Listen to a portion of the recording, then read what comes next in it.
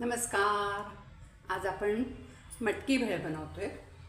तर रोज रोज भाजीपोळी खाऊन कंटाळा येतो, त्यामुळे आज मटकी भेळ करायचं. मटकी होती उकडलेली, म्हणजे मी अशी मटकी उकडून ठेवत असते एकदम जास्त भिजवून, आणि मग त्याचे वेगळे वेगळे असे प्रकार करत असते. तर मटकी भेळीसाठी मी हा कांदा, बारीक कांदा कापून घेतला आहे, त्यात कोथिंबीर टाकली आहे भरपूर. त्याच्यामध्ये ना थोडंसं मी हे टाकते, धणे जिऱ्याची पावडर टाकते, आणि थोडंसं चवीला लाल तिखट टाकते.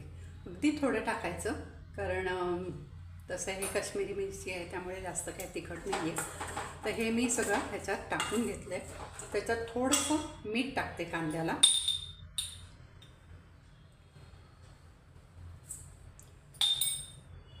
नंतर ही मटकी टाकते मी.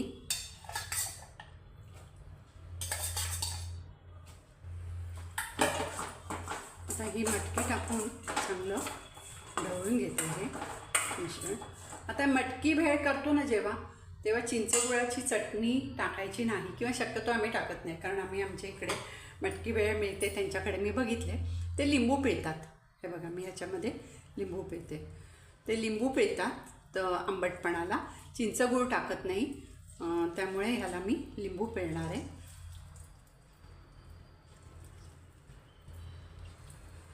आणि आता ह्याच्यामध्ये हे कुरमुरे टाकते मी.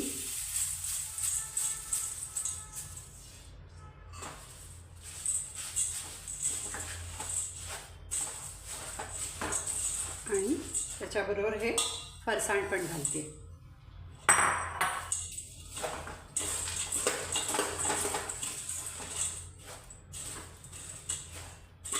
आता हे सगळं ढवळून छान आपण प्लेटमध्ये काढू. आपली मटकी भेळ तयार आहे. छान शेव आणि कोथिंबीर वरतून पण घातलेली आहे. चला तर मंडळी, आम्ही आता खातो भेळ. तुम्ही पण या आमच्याबरोबर खायला. धन्यवाद.